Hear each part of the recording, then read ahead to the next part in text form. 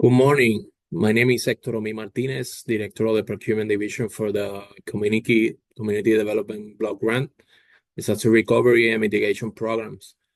In this pre-bid meeting, we are going to discuss the invitation for bid number CDBG-MIT-IFB-2026-01, Construction Services for the Social Interest Housing Mitigation Program. This is under the Community Development Block Grant Mitigation. I would like now to introduce the Puerto Rico Department of Housing personnel that is along with me here today.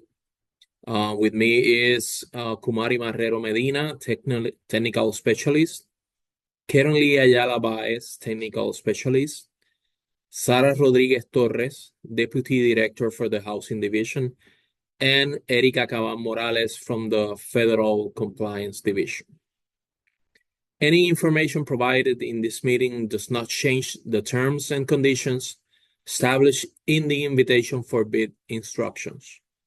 The meeting will be recorded and available on the CDBG-DR YouTube channel. Regarding the procurement manual and contractual requirements, all procurement process shall be conducted in accordance with the terms and conditions established in the procurement manual for the CDBG-DR and CDBG-MIT programs to guarantee full and open competition and fair treatment of all persons or entities involved in each procurement process. The procurement manual is available on the CDBG-DR website as seen on the screen, incorporated by reference and made an integral part of this invitation for bid. Now, I'd like to have an invite Deputy Director Sara Rodriguez Torres from the Housing Division for an explanation of the scope of work. Thank you.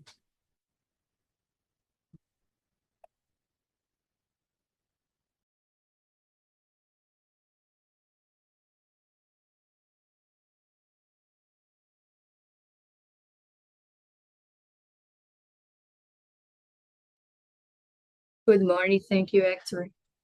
As he said, this pre-bid virtual conference is about the IFB 2026-01 for the Social Interest Housing Mitigation Projects Construction Services.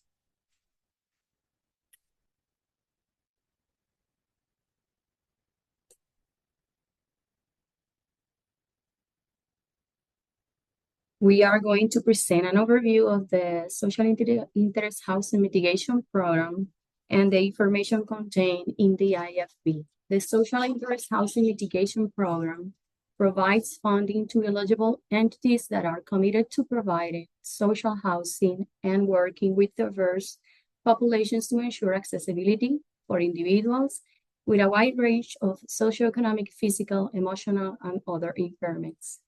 The Social Interest Program is intended to address the varying and localized needs for mitigation against a number of hazardous threats.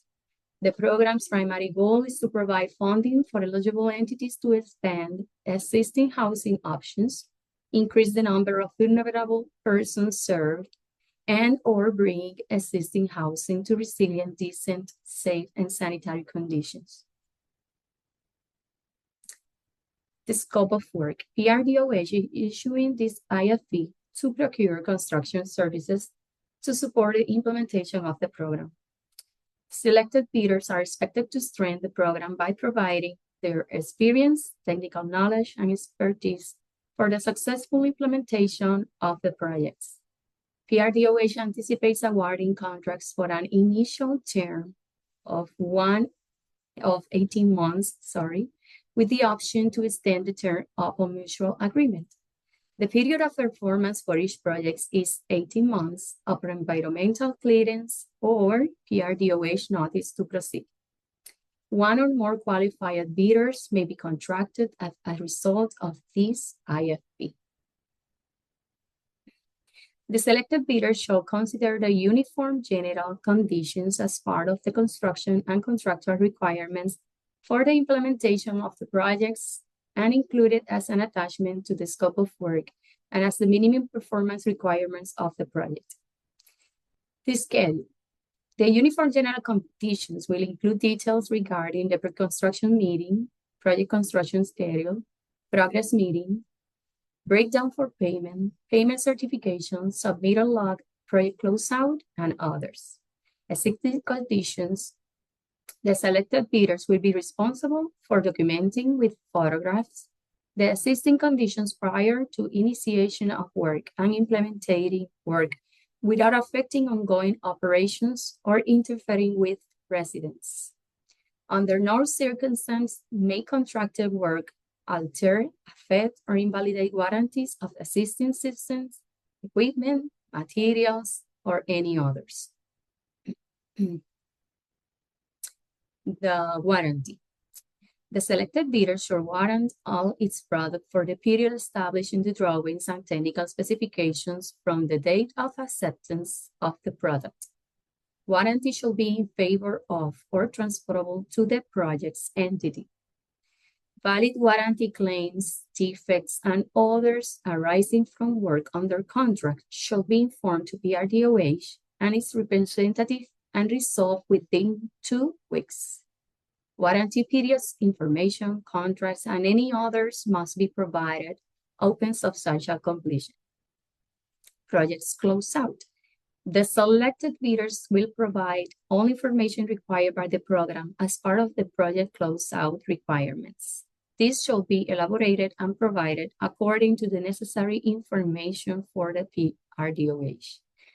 This must be uploaded into the PRDOH grant management system, named as GMS, of record and evaluated by the PRDOH and or its representatives. Construction services. An architecture, engineering, and management firm has been contracted to provide design, management, and coordination among the stakeholders.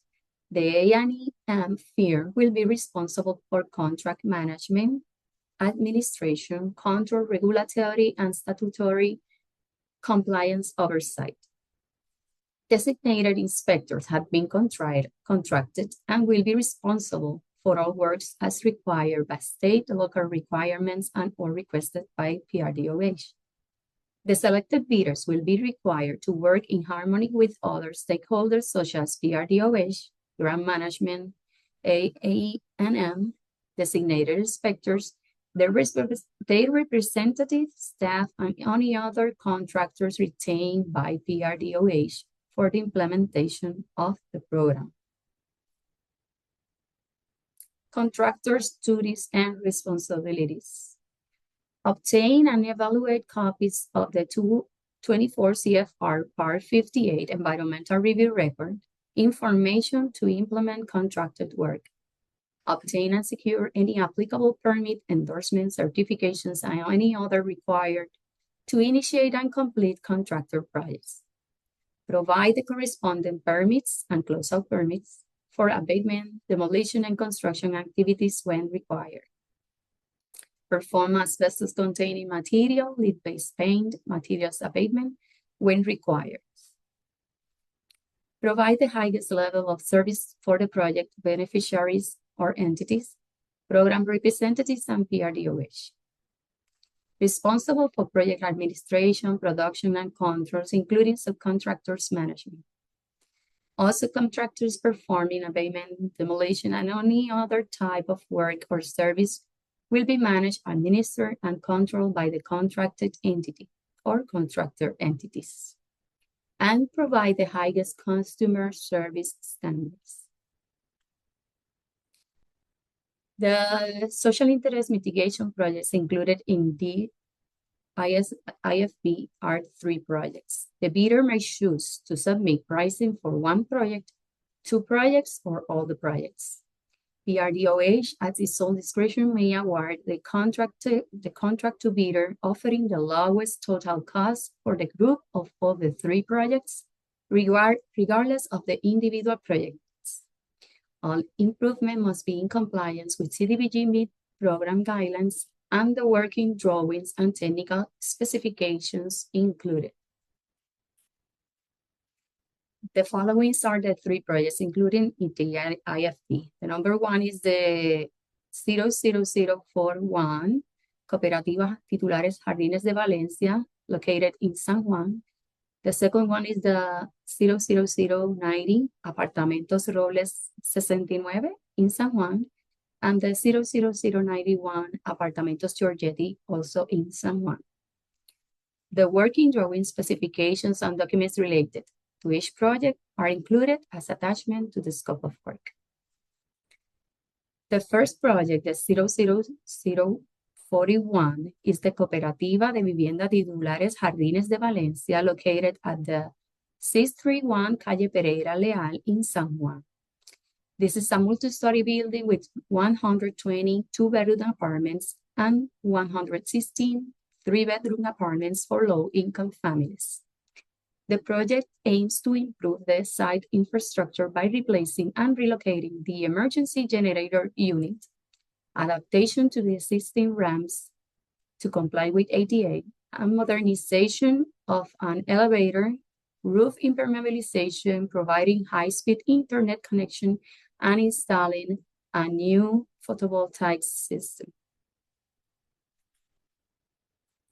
To be more specific, related to the main components of the scope of work, this is the list of the improvements. This is a rehabilitation project consisting on ADA ramp improvements, like selective demolition of existing concrete slab or stairs, selective demolition of green areas, selective coal mining of paved areas, construction of new ADA compliance ramps, reconstruction of impacting sidewalk and green areas, pavement of impacted parking areas, also emergency generation system, the demolition, removal, and disposal of an existing emergency generator, supply and installation of a new generator, earthwork needed for the construction of the new concrete pad and the construction of a new reinforced concrete pad. The elevator system should be removed and dispose one of the existing elevator mechanism, supply and install one new elevator machinery in accordance with the drawings and specifications provided, provide connections to one of the existing high-speed internet system already in the site, roof impermeabilization, so provide waterproofing treatment on the roof in accordance with the drawings and specification, photovoltaic system, supply and install the PV system, including all necessary components such as inverters, disconnect switches, and wiring, conduct commissioning and testing of the system, and is responsible of obtaining our permits and to be in compliance. The second project consists on a new construction project. This is the 00090 Apartamentos Robles 69, located in Robles Street 69 in Rio Piedras, San Juan, consisting on a multi-story building. The proposed development consists of the construction of a 3-story building designed to provide affordable, resilient, and environmentally friendly multi-family housing. The project aims to offer 5 units with layouts varying from 1 to 3 bedrooms per unit. The main components of this construction project is the demolition of existing labs and trees, complete soil improvement program consisting in the installation of ramp aggregate piers, and new apartment building, construction of a new apartment building consisting of 3-story and 5 apartments, construction of a new fence, construction of a staircase, connection to the Puerto Rico Aqueduct and Sewer System Authority's water and wastewater system, connection to the Luma power system, supply and installation of an emergency generator unit, impermeabilization of the roof, water storage system to supply and install new cisterns. The PV system consists in supply and install of the PV system, including all necessary components, conduct commissioning and testing of the PV system, and is responsible for obtaining our permits and to be in compliance. The third project for this IFB is the 00091, consisting in a new construction project for Apartamentos Giorgetti. Apartamentos Giorgetti are located in the Calle Giorgetti in Rio Piedra, San Juan, consisting in a multi-story building. The proposed development consists of the construction of a 3-story building designed to provide affordable, resilient, and environmentally friendly multi-family housing. The project aims to offer 5 units with layouts varying from 1 to 3 bedrooms per unit. To be more specific, the scope of work is the following: demolition of a chain link fence in accordance with the drawings and specifications, a new apartment building consisting of the construction of a new apartment building of 3-story and 5 apartments, construction of a staircase, connection to the PRASA, wastewater and water system, connection to the Luma power system, supply and installation of an emergency generator unit, impermeabilization of the roof and the water storage system, supply and install new cisterns. PV system, supply and install the PV system, including all necessary components, such as inverters, disconnect switches, and wiring. Also to conduct commissioning and testing of the PV system and to obtain all permits and compliance for the project. Owner special considerations. The IFB will include an attachment for each project with specific requirements that the selected bidders must adhere to throughout the duration of the project. Each project has special considerations that the contractor must comply with regards to following: security, property, time, residence, and general considerations. Order of precedence of contractual documents in the event of any conflict, discrepancy, or inconsistency among the various documents comprising this contract. The bidder may choose to submit pricing for one project, 2 projects, or all the projects. PRDOH, at its sole discretion, may award the contract to bidder offering the lowest total cost for the group of all the 3 projects, regardless of the individual project bids. Bidders will have the following options: bid items from the 1 to the 3 include a cost for bid items for all projects. Bid item number 1 for the 00041 project to include the cost for each line item within this project. The bidders can opt to bid for the item number 2, the 00090, or the bid item number 3, the 00091. Regardless of the selected bid options, bidders must complete the total bid with the sum of the bid projects. Additionally to the cost provided in this cost form, bidders must complete the project details cost form of each bid item. This shall include the cost to all line items as described on each document. Bidder that select to bid on any of the project may do so, providing cost to selected bid items. Cost forms. Bidders must complete a cost form for each project to the bid, must provide a cost for each of the bid items included in the cost form.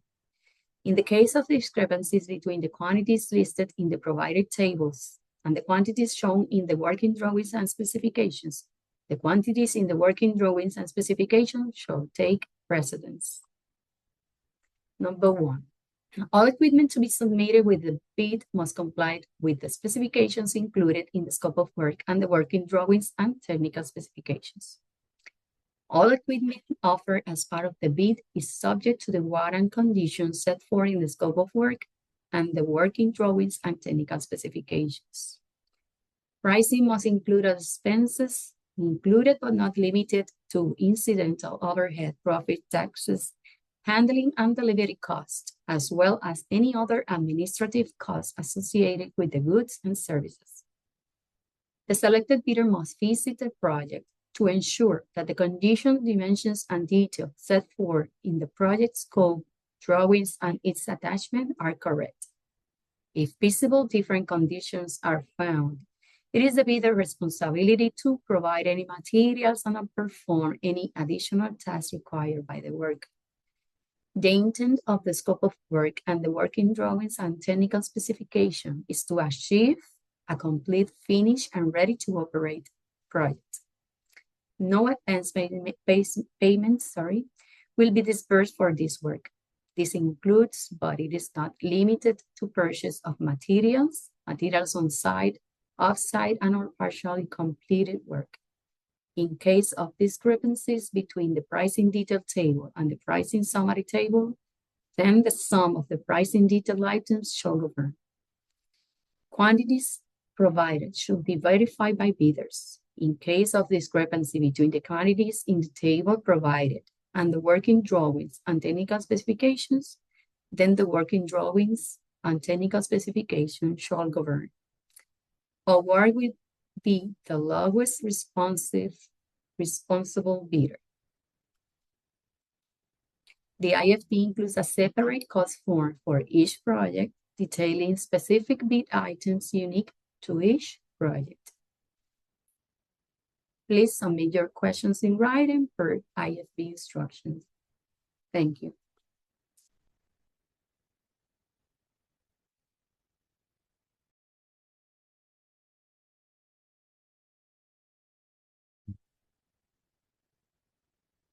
Thank you, Sara. Good morning. My name is Kumari Marrero, Technical Specialist of the Procurement Division. The IFB documents are available for download on the CDBG-DR website as presented on the screen.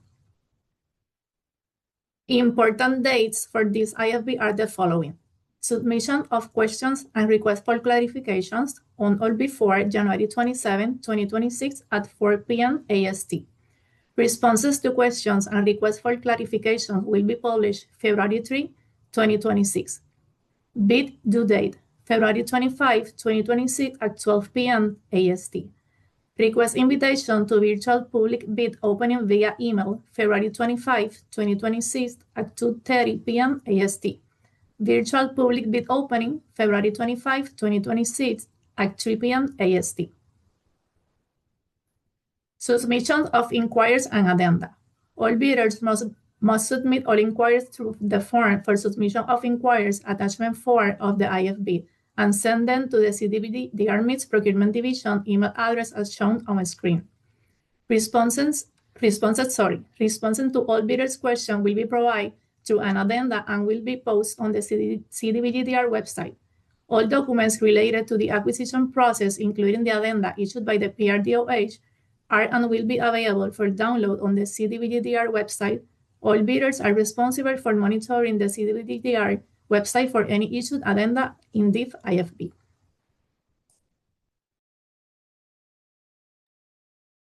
Thank you, Kumari. Now we will be talking about the physical submission of bids. Bids must be submitted by the due date indicated in the schedule provided in Section 4.3 of the IFB instructions. Late submissions will not be accepted under any circumstances. Bidder must submit the responses in one sealed envelope clearly labeled with the bidder's name, contact information, and the IFB number at the center of the envelope.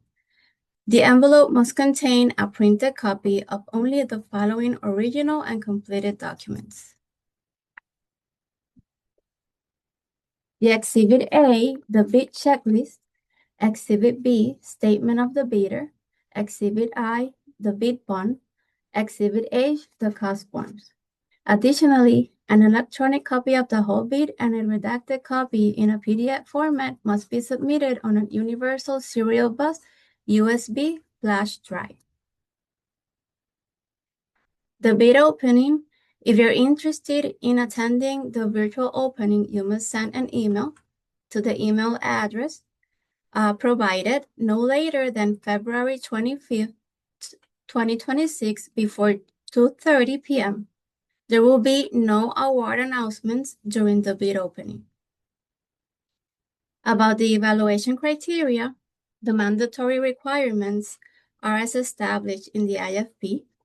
They are the mandatory requirements which will be rated as pass or fail. Failure to comply with the mandatory requirements of this bid will result in the disqualification of the bidder. For further details about these mandatory requirements, bidders are instructed to refer to Section 6 of the IFB instructions. To name some examples, some of these requirements include the physical submissions of bids on its due date and on time, the financial information, and the specifications of the scope of work. The information submitted will allow for a rating of pass or fail after an evaluation process by the PRDOH. The cost forms will be submitted by the bidders using Exhibit H titled Cost Forms. It is important to emphasize that the PRDOH may award the contract to the bidder offering the lowest total cost of each bid item, regardless of the individual project bid. About the bid evaluation, after the bid opening, the CDBG-DR MIT Procurement Division will evaluate each bid based on the mandatory requirements explained in Section 6-7 of the of the instructions. Also, you can look to Section 8. The evaluation of the mandatory requirements will determine the responsible and responsive bidders who are capable of fulfilling the required goods and services. If a bidder is deemed responsible and responsive, the cost form will be then evaluated. The procurement division will also evaluate the service specifications submitted by the bidders in their bids to ensure they comply with the specifications established in the scope of work. This evaluation, at the discretion of the procurement division of the Department of Housing, may be conducted by the user area within the Department of Housing that request if it's necessary. About the selection and award, if the bid is awarded, it will be granted to the responsible bidder who submits the responsive bid with the lowest cost. The award will be made solely based on fair and reasonable prices.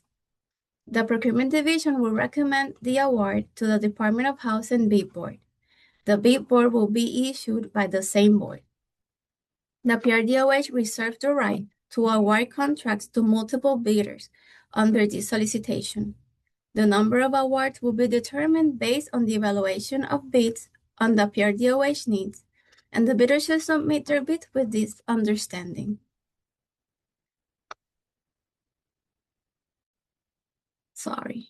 Okay.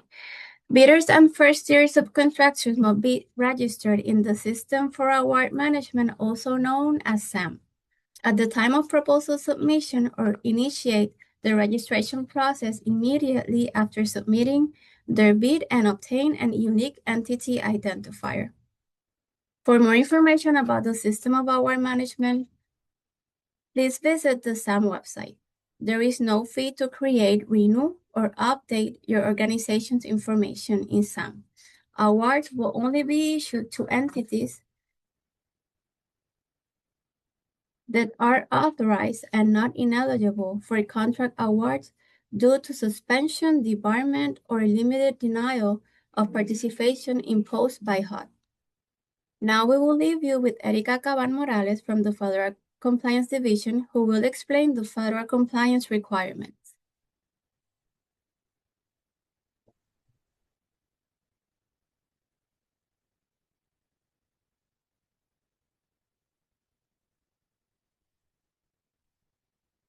Thank you.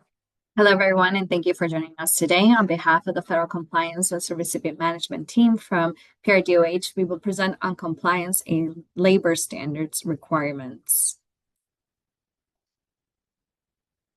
For today's agenda includes an overview of compliance roles and responsibilities, a review of the tools available on our website, and a discussion on documenting efforts and reporting requirements.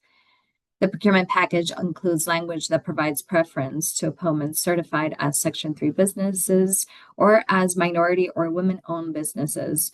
Please remember to consult the reference and templates available. Proponents seeking to obtain preference must submit their self-certifications along with evidence demonstrating how they qualify as a Section 3 business. PRDOH provides a template on its website. Proponents seeking MWBE preference must submit a copy of their certification and demonstrate their status. Submitted certificates must include the assurance and expirations dates and must indicate that they are currently active. The work to be performed under the contract resulting from this RFP may be subject to the requirements of the Section 3 of the Housing and Urban Development Act of 1968 as amendment. Section 3 is intended to foster local economic development, strengthen neighborhood economies, and support individual self-sufficiency. It is the policy of PRDOH to ensure its recipients, contractors, and subcontractors, and the subcontractors of recipients to provide to the greatest extent feasible training and equal employment opportunities to low and very low income individuals, particularly to recipients or government housing assistance and residents of the communities where federal funds are extended.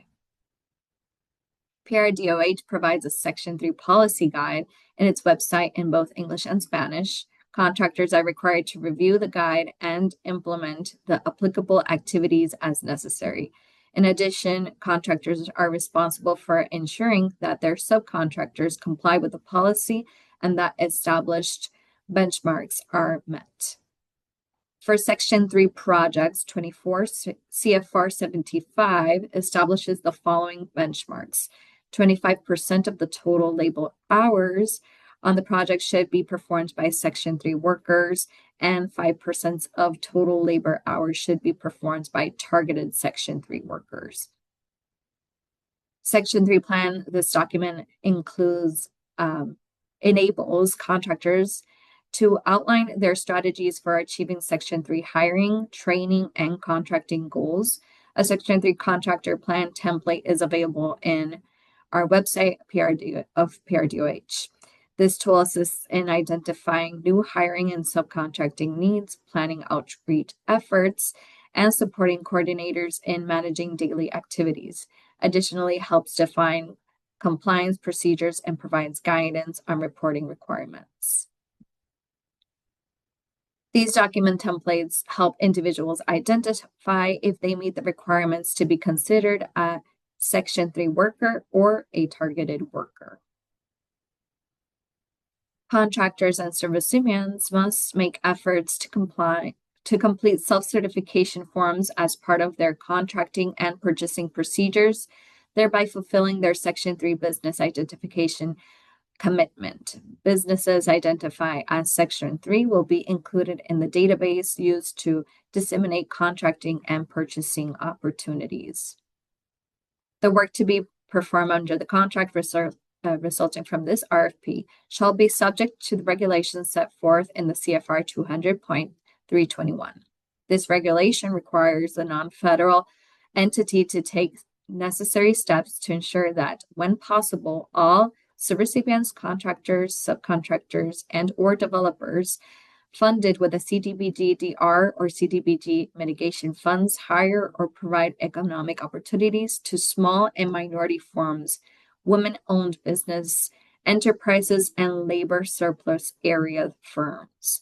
Consistent with Executive Orders numbers 11-625, 12-138, and 12-432, non-federal entities shall make every feasible effort to ensure that small businesses, minority or women-owned business enterprises, and labor surplus areas businesses participating in contracting.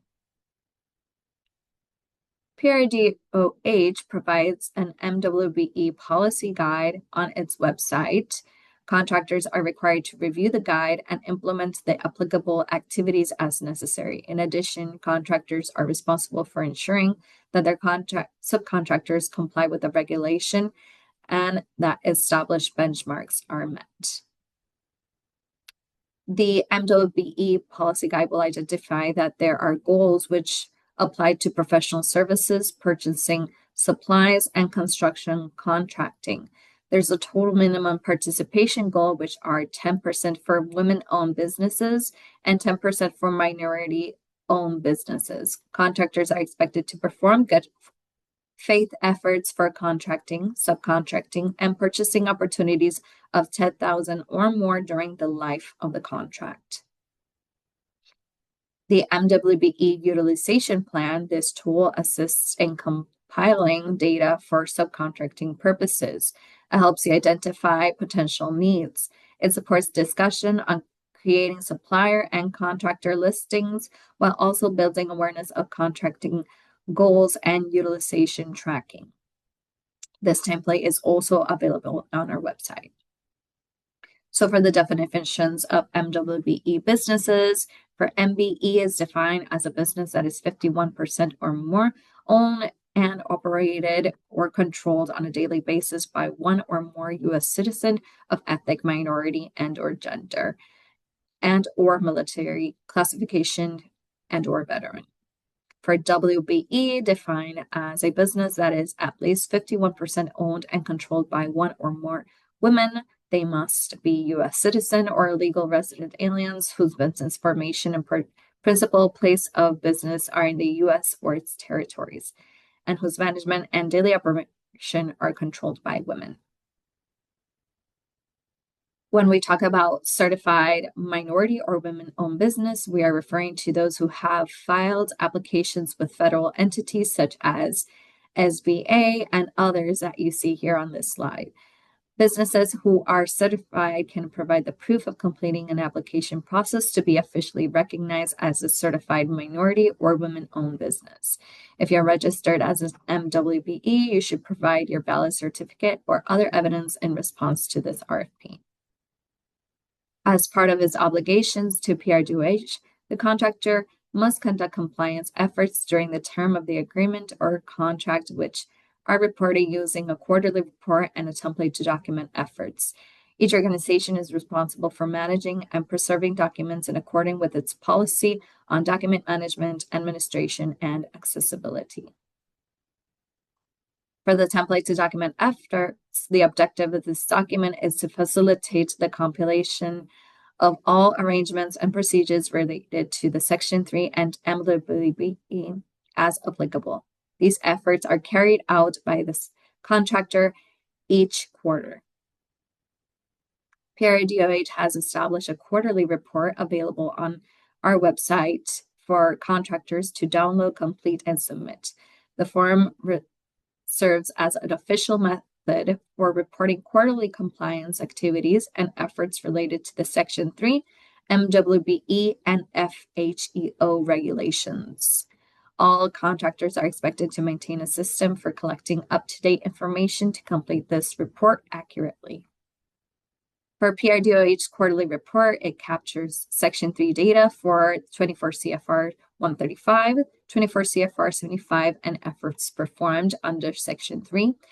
For MWBE data, it requires contractings of MBEs, contractings of WBEs, and the efforts performed. And finally, for FHEO data for limited English proficiency and compliance with Equal Employment Opportunity Commission. PRDOH requires these quarterly reports from all contractors to be submitted on April 5th, July 5th, October 5th, and January 5th. Regarding FHEO, your RFP package also includes a model contract which outlines the areas of compliance related to fair housing and equal opportunity. Contractors are responsible for ensuring compliance with federal civil rights and fair housing requirements throughout their own operations, as well as those of their subcontractors and partners, making certain that all necessary efforts are being implemented. The Fair Housing Act and Section 109 and 504 prohibit discrimination against protected classes. The Fair Housing Act is a key component of the federal civil rights law enacted to prevent discrimination in housing. A variety of executive orders, laws, and statutes govern non-discrimination against protected classes, ensuring equal opportunity for individuals in accessing federal funded programs. Equal opportunity for protected classes is upheld through these federal laws and executive orders. PRDOH has published policy documents addressing FHEO as well as language access plan for all CDBG-DR and mitigation programs and has made it available in both languages of English and Spanish. These policies must be implemented by contractors and subrecipients. As a recipient of HUD financial assistance, PRDOH must ensure that all programs affirmatively further access to fair housing and that the programs provide equal opportunity for participation and employment. Fair housing, equal opportunity, reasonable accommodations are adjustments to a program policy, practice, or service that afford individuals with disabilities equal access to the program's benefits. Section 504 requires federally funded programs provide requested RAs, RMS, at the cost of the program to the extent that they are reasonable and address a verified disability-related need.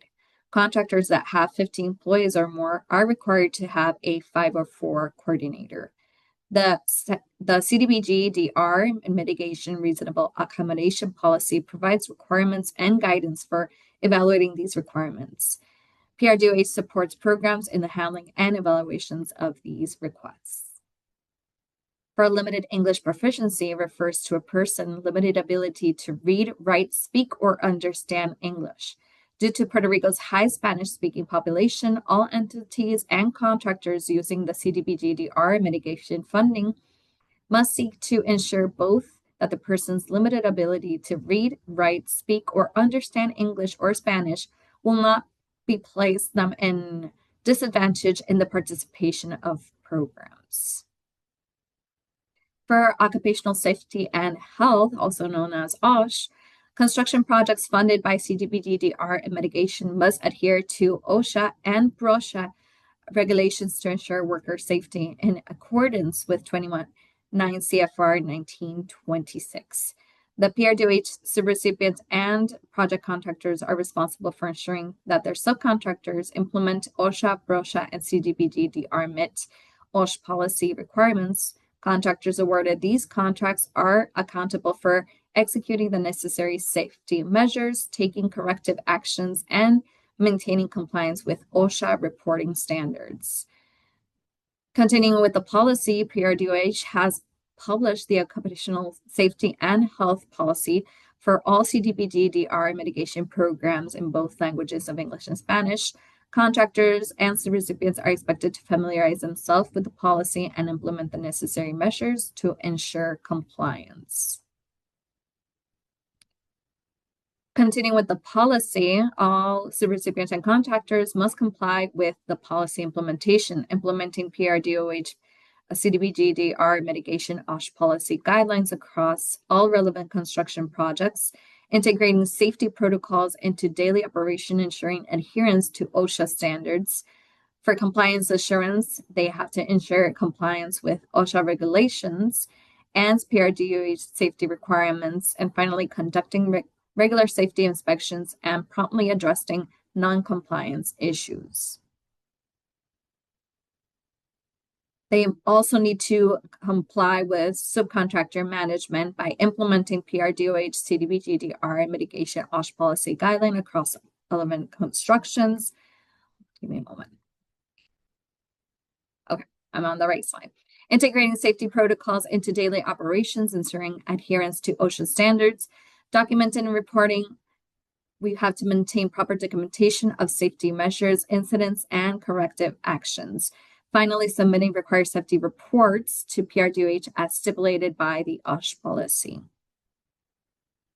For documenting and reporting, Smartsheet is a vital tool to document and report OSH-related information as they ensure all safety data is consistently tracked, easily accessible, and can be quickly communicated with stakeholders. This supports transparency, timely corrective actions, and ongoing monitoring, helping to maintain safety standards across all construction projects. Also, for our CDBG-DR mitigations, the recipients and contractors must comply with the training and education, providing ongoing safety training and education to employees and subcontractors, conducting safety orientation and talks, ensuring workers are informed about task-specific hazard and safety measures.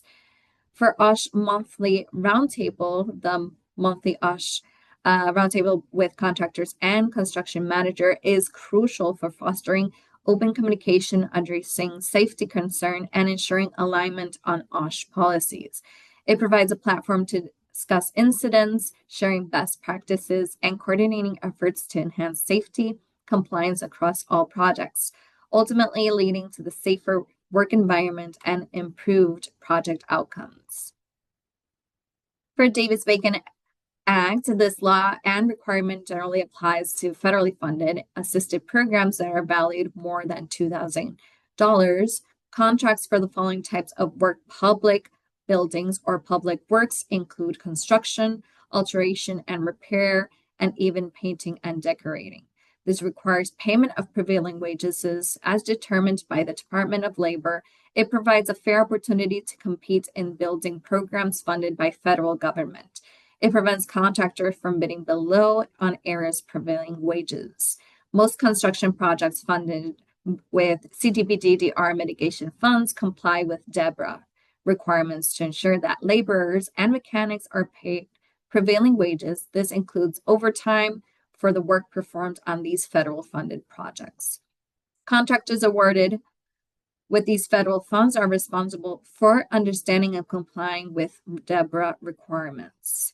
The Department of Housing and its recipients are responsible for oversight. This includes reviewing payroll and other records related to the construction projects and ensure compliance with the requirements. PRDOH has published the Davis-Bacon Policy Guide in both English and Spanish. Along with its recipient, contractors must implement and comply with this policy whenever it is applicable. Aware that the use of CDBG-DR mitigation funds is monitored by the DOL and HUD, maximum cooperation from all of our recipients and contractors is required. In this regard, compliance with Davis Act and related acts involves, but is not limited to, cooperating to ensure that PRDOH complies with Davis-Bacon and labor standards, agency and contractor guide, and contractor addendum by performing the actions outlined by the federal agency. Cooperating to ensure PRDOH complies with the U.S. Department of Housing Handbook 1344.1, Review 3rd, by diligently responding to the department's requirements to adhere to this guide. In this presentation, we will discuss applicability of these federal labor standards: Housing and Community Development Act 29 CFR 5, Davis-Bacon Act, Fair Labor Standards Act, Contract Work Hours and Safety Standards Act, and Copeland Anti-Kick Act. The Contract Work Hours and Safety Standards Act, known as CWHSSA,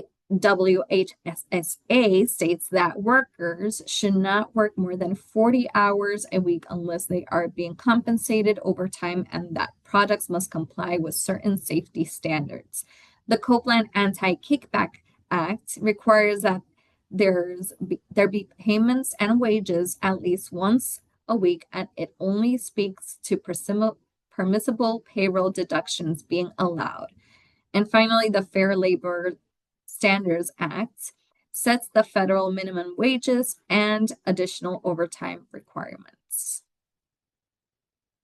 The following slide discusses the metaphases that are found within construction projects.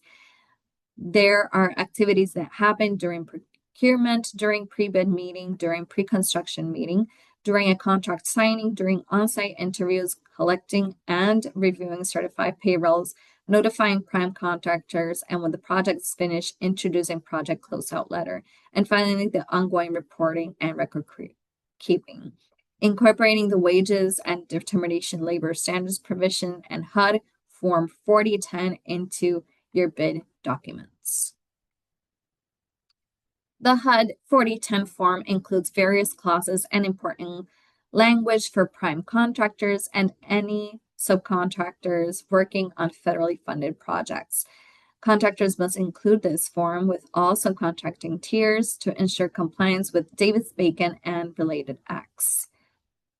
It is important to know that depending on your role, it may be necessary for you to perform, including, but not limited to, the following actions: submission of completing and mathematically accurate certified payrolls, review of the accuracy of the certified payrolls, conducting field interviews using the federal HUD 11 form, including the HUD 4010 form, vocabulary related to DEBRA compliance, and the applicable wage determination and contractors and subcontractors, notifying construction activity by submitting the HUD 4710 report to the federal agency and a copy of housing throughout our website, participating in training provided by the Federal Compliance Division on prevailing wages.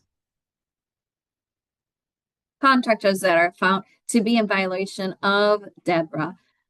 Contracts payments may be withheld in sufficient amounts to satisfy unpaid wages, and liquidated damages that result from violations may be subject to debarment from future contracts for up to 3 years.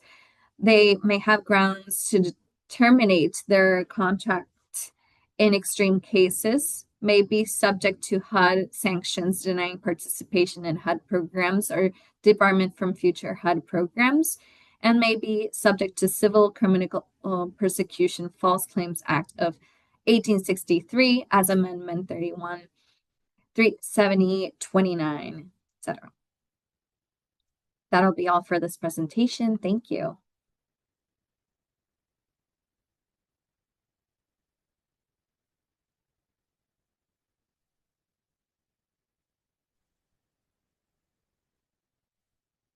Thank you, Erica, and thank you to the PRDOH team, and thank to everyone for participating in this pre-bid meeting. We appreciate your time. If you have any questions, feel free to communicate through our email address seen on the screen. We wish you a great day. Thank you.